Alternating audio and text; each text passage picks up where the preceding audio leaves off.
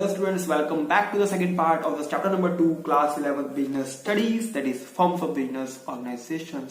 और जो टॉपिक आज हम कवर करने वाले हैं उनका नाम है HUF, Hindu undivided family. So let's start it. So let's start with the part 2 of the chapter number 2।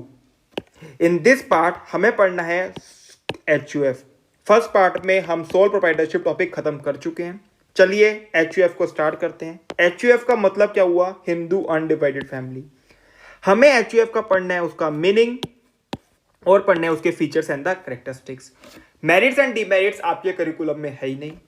चलिए अब समझते हैं हम इसका मीनिंग।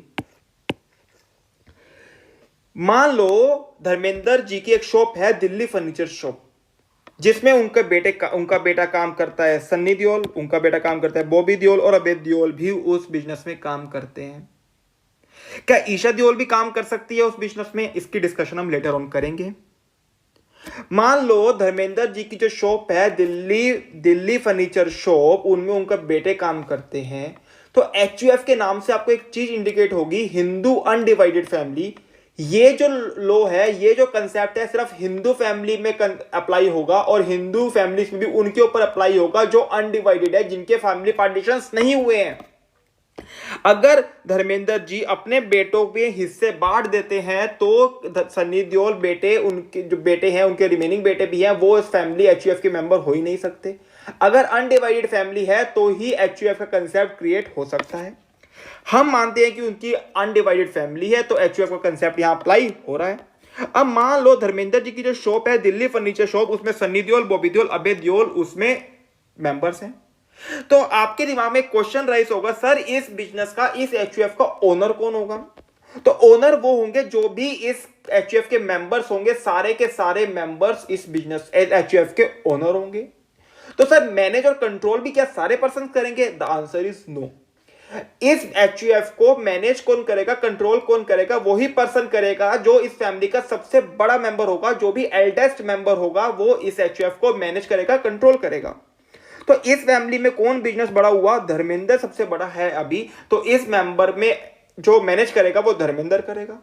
और धर्मेंद्र को मान लो उसकी डेथ हो जाती है तो धर्मेंद्र के बाद जो उनका बड़ा बेटा होगा वो करेगा। तो जो भी पर्सन उस बिजनेस को जिस टाइम पे कंट्रोल कर रहा है, मैनेज कर रहा है, उस टाइम पे वो क्या कहलाएगा? कर्ता।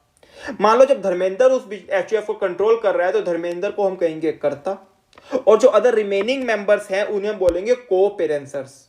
क्या बोलेंगे? को-पेरेंसर्स।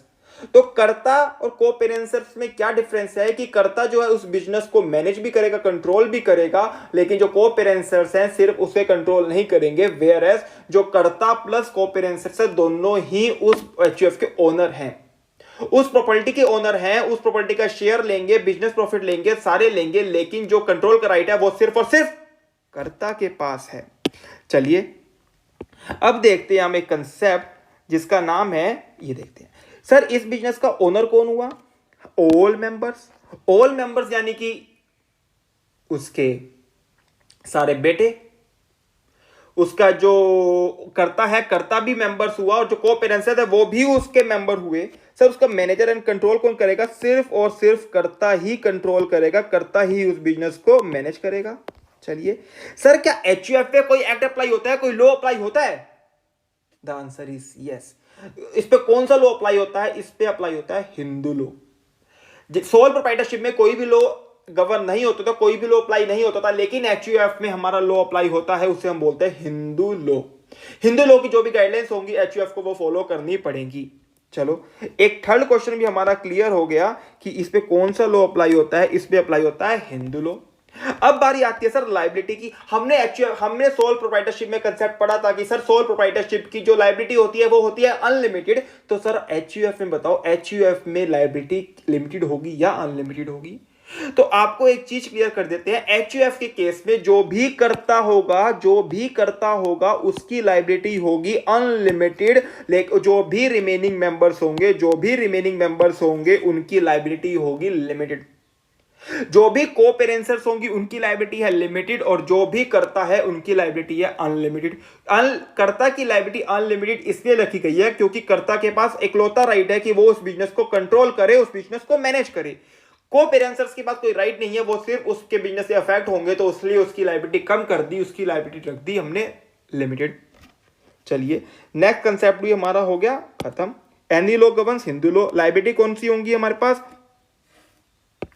कर्ता की जो होगी वो होगी अनलिमिटेड और जो को पेरेंसर्स की होगी वो होगी हमारी लिमिटेड। सर इस बिजनेस का मेंबर कौन बन सकता है, इस बिजनेस का मेंबर वो बन सकता है जो भी धर्मेंद्र, जो भी दियोल फैमिली में जन्म लेगा वो उस फैमिली का मेंबर बन सकता है। सर क्या धर्मेंद्र ने अगर किसी बेटे को अडॉप्ट कर रखा है तो क्या वो भी उस एचयूएफ का मेंबर हो सकता है? The answer is no. जो भी धर्मेंद्र की फैमिली में बोर्न लेगा, जन्म लेगा, वो ही उस एचयूएफ का मेंबर हो सकता है। अब बारी आती है सर क्या माइनर मेंबर भी उस बिजनेस का मेंबर हो सकता है, उस बिजनेस का एचयूएफ का मेंबर हो सकता है? The answer is yes, minor भी मेंबर हो सकता है, लेकिन कंडीशन यह है कि उसने उस फैमिली में जन्म लिया हो। अगर वो अडॉप्टेड चाइल्ड है तो उस बिजनेस का, वो उस एचयूएफ का मेंबर नहीं हो सकता। अब बारी आती है सर क्या मेल भी मेंबर हो सकते हैं? क्या सर इस बिजनेस में जैसे ईशा दियोल है, उसने दियोल फैमिली में बॉर्न जन्म लिया है, तो क्या ईशा दियोल उसकी मेंबर बन सकती हैं? इसके ऊपर दो कंसेप्ट हैं। दो कंसेप्ट कौन से, चलो उसे रीड आउट करते हैं। दो कंसेप्ट आते हैं, एक आता है दया भागा और एक आता है मिताक्षरा। आपको कंसेप्ट में बताऊं, दया भागा जो होता है सिर्फ दो स्टेट्स पे लगता है। अगर आप उन दो स्टेट्स में आपकी एचयूएफ है तो आपके ऊपर लगेगा दया भागा, और अगर आपके दो स्टेट्स के अलावा रिमेनिंग स्टेट्स में आपकी एचयूएफ है तो आपके ऊपर लगेगा मिताक्षरा। वो दो स्टेट्स कौन कौन सी हैं? दो स्टेट्स हैं, एक है वेस्ट बंगाल और दूसरा है असम। और जो रिमेनिंग स्टेट्स हैं उन पे क्या लगता है? मिताक्षरा। ऑल ओवर इंडिया लगेगा except the states of West Bengal and the Assam. चलिए सर दया भागा, अगर आप दया भागा में हो तो आपको मेल मेंबर हो या फीमेल मेंबर हो तो फीमेल मेंबर भी एचयूएफ का मेंबर हो सकती है, both female and female members. लेकिन मिताक्षरा में सिर्फ और सिर्फ मेल मेंबर ही हो सकते हैं। सर इसे याद कैसे करेंगे? दया भागा डी से दो स्टेट पे लगेगा, वेस्ट बंगाल और असम में, और डी से दोनों ही मेंबर बन जाएंगे, मेल भी बन जाएगा फीमेल भी बन जाएगा। लेकिन मिताक्षरा में एम से मतलब मेल ही मेंबर बन सकता है। चलिए अब बारी आती है सर कितने मेंबर्स चाहिए, कितने मेंबर्स चाहिए एचयूएफ को क्रिएट होने में? एचयूएफ को क्रिएट होने के लिए हमें 2 मेंबर्स की जरूरत होती है। दो में से जो भी एल्डर्स होगा वो कर्ता बन जाएगा और जो रिमेनिंग मेंबर होगा वो बन जाएगा को पेरेंसर्स। अब एक बात बताओ, एक बेसिक सा क्वेश्चन बताओ सर, अगर धर्मेंद्र की जगह सलमान खान की फैमिली होती, धर्मेंद्र की जगह सलीम खान होते और सन्नी देओल सलमान खान होते और बॉबी देओल की जगह होते हमारे अरबाज खान और अबे देओल की जगह होते हमारे सोहेल खान, तो क्या एचयूएफ उस पर लगता? The answer is no. HUF किस पे लगता है? सिर्फ हिंदू फैमिली में लगता है, मुस्लिम फैमिलीज में एचयूएफ का कंसेप्ट लगता ही नहीं है। चलिए अब बारी आती है सर क्या जितने भी मेंबर्स होंगे धर्मेंद्र की जो प्रॉपर्टी है, क्या सर उसके पूर्वज जो भी लीनियर डिसेंडेंट्स होंगे क्या सारे बन जाएंगे? The answer is no. इनकी आगे की 3 पीढ़ियां, 3 लीनियर डिसेंडेंट्स ही आपके मेंबर्स बन सकते हैं। धर्मेंद्र की प्रॉपर्टी में आगे 3 पीढ़ियां, यानी कि जो इनके सन्नी देओल है ये फर्स्ट पीढ़ी हो गई, जो सन्नी देओल है इनकी फर्स्ट पीढ़ी है। सन्नी देओल के जो बच्चे होंगे वो सेकंड होंगे और जो सन्नी देओल के बच्चों के बच्चे होंगे वो थर्ड होंगे, और जो उनके बाद बच्चे होंगे वो धर्मेंद्र की प्रॉपर्टी के हकदार नहीं होंगे, वो एचयूएफ के मेंबर नहीं बन पाएंगे। चलिए अब हम पढ़ते हैं इसके कंसेप्ट्स। आपके ने अगर ये सर्टेन क्वेश्चंस जो हमने एंटरटेन किए हैं इसके ऊपर ही आपका पूरा कंसेप्ट अप्लाई होता है। चलिए आपको ये कंसेप्ट को ही याद करना है और आपके 100% आपका कंसेप्ट जो है वो सिर्फ इसी में ही डिपेंडेंट है, इसी के ऊपर ही सारे आपके कैरेक्टरिस्टिक्स हैं और इसी के ऊपर ही केस स्टडीज आपसे एग्जाम में पूछी जा सकती है। ये अगर आपको ये डाउनलोड करना है तो मैंने आपको इस फाइल का लिंक डिस्क्रिप्शन में दे रखा है, वहां से जाके डाउनलोड कर सकते हैं। और अगर आप चाहते हैं कि मुझे बिल्कुल एग्जैक्ट चाहिए, फाइल चाहिए, बिल्कुल कंप्लीट नोट्स चाहिए, तो आप मुझे व्हाट्सएप कर दीजिए, मैं आपको व्हाट्सएप पे आपको मैं फुल चैप्टर के नोट्स प्रोवाइड करा दूंगा। चलिए अब हम पढ़ते हैं आगे। अब हम इसका मीनिंग पढ़ते हैं line by line. The business owned by the members of a Hindu undivided family. Members कौन कौन से हुए? धर्मेंद्र, सन्नी देओल, बॉबी देओल, अबे देओल एंड द ईशा देओल। ईशा देओल तब इंक्लूड होगी अगर वो दया भागा में लगेगा, अगर मिताक्षर लगेगा तो ईशा देओल मेंबर नहीं बन सकती। कौन सा लॉ अप्लाई होता है इस पे? हिंदू लॉ अप्लाई होता है। बेसिस ऑफ मेंबरशिप क्या होगा? जो भी देओल फैमिली ने बॉन्ड लिया होगा वो उस मेंबर का बन जाएगा। और कितनी 3 सक्सेसिव जनरेशन ही मेंबर बन सकती हैं, 3 सक्सेसिव जनरेशन हमने बता दी कौन कौन सी होंगी। और जो बिजनेस को कंट्रोल करेगा उन्हें हम क्या बोलेंगे, कर्ता। और जो कर्ता के अलावा रिमेनिंग मेंबर्स है उन्हें क्या बोलेंगे हम, कोपेरेंसर्स। और दया भागा मिताक्षरा हमने आपको बता दिया है। चलिए अब बात करते हैं फीचर्स की। फीचर्स को हम याद करते हैं। फिर मुझे चंडीगढ़ लेकर चलो, फिर मुझे चंडीगढ़ लेकर चलो। एफ से क्या आएगा हमारा, फॉर्मेशन। एफ से आएगा हमारा फॉर्मेशन। एम से आएगा हमारा माइनर मेंबर्स। और सी से आएगा हमारा कंट्रोल। एल से आएगा हमारा लायबिलिटी। और सी से आएगा कंटिन्यूटी। यह कंसेप्ट हमने आपको पहले ही कवर करवा दिया।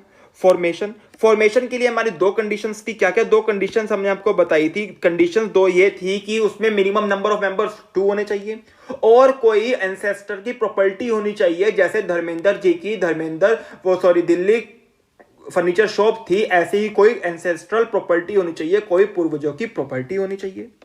बात आती है लायबिलिटी की। लायबिलिटी हमने क्लियर कर दी। जो कर्ता की लायबिलिटी होगी वो अनलिमिटेड होगी और जो कोपेरेंसर्स की लायबिलिटी होगी वो लिमिटेड होगी। कंट्रोल की बात करते हैं कि उस बिजनेस पे कंट्रोल कौन करेगा, मैनेज कौन करेगा, कर्ता। कोपेरेंसर्स के पास कोई राइट नहीं है उस एचयूएफ को मैनेज करने का, कंट्रोल करने का। कंटिन्यूटी की बात होती है, क्या सर कर्ता अगर मान लो धर्मेंद्र जी की डेथ हो जाती है क्या एचयूएफ बंद करनी पड़ेगी? The answer is no. जो धर्मेंद्र के बाद एल्डेस्ट मेंबर होगा वो एचयूएफ का कर्ता बन जाएगा। धर्मेंद्र की डेथ होने के बाद सन्नी देओल उनका जो बड़ा बेटा है वो उसका कर्ता बन जाएगा। माइनर मेंबर भी क्या एचयूएफ का बन सकते हैं? The answer is yes. चलिए कंसेप्ट इतना सही था। अब इसका पढ़ते हैं हम केस स्टडी। केस स्टडी पढ़ते हैं तो केस स्टडी में क्या आता है, mister Sumit Grover owns ancestral house. याद रखना एचयूएफ बनाने की हमारी जो फर्स्ट कंडीशन है वो हमारी यहाँ खत्म हो रही है कि वहां पर उसके बाद पूर्वजों की कोई प्रॉपर्टी होनी चाहिए, एंसेस्ट्रल हाउस है इनके पास। चलिए, on the advice of his friend he converted it into a hotel after renovation. The hotel was running smoothly and the revenue from the hotel helped to increase his income. On his death, the property was inherited by his 3 sons. 3 sons, second conditions भी यहाँ fulfil हो गई क्योंकि हमारे जो थे, हमारी जो कंडीशंस थी वो कौन सी थी? हमारी जो कंडीशंस थी 2 मेंबर्स की थी, लेकिन यहाँ पर 3 मेंबर्स हो गए तो हमारी जो कंडीशंस थी वो भी फुलफिल हो गई है। जो एल्डेस्ट सन है वो है हमारा राज, सेकेंड है Sameer and the youngest son है Rahul who continue the business, joint family business. अब देखना इसका कंसेप्ट कितना अच्छा है, कितना इजी है। Name the act which governs the joint Hindu family business. Act कौन सा अप्लाई होगा? एक्ट हमारा होगा हिंदू हमने बता दिया। Who among the 3 brothers have the right to control the business. कौन सा राइट कर पाया कंट्रोल? जो उसका एल्डेस्ट मेंबर होगा। एल्डेस्ट मेंबर कौन है हमारा? इस केस में सन, एल्डेस्ट सन राज है और उसे हम क्या बोलते हैं? कर्ता। What will be the liability of the 3 brothers? जो भी हमारा करता है उसकी लाइबिलिटी क्या होती है? अनलिमिटेड। और जो कोपेरेंसर्स होते हैं उनकी लाइबिलिटी क्या होती है? लिमिटेड। चलिए पढ़ते हैं। राज दैट इज करता will have unlimited liability, Sameer and the Rahul will have the limited liability. The concept is over. अगर आपको वीडियो पसंद आई तो लाइक करिए, शेयर करिए और चैनल को सब्सक्राइब करिए। और अगर आप चाहते हैं इस चैप्टर डिटेल नोट्स तो प्लीज मुझे डिस्प्ले किए गए नंबर पर व्हाट्सएप जरूर करिए। Thank you so much.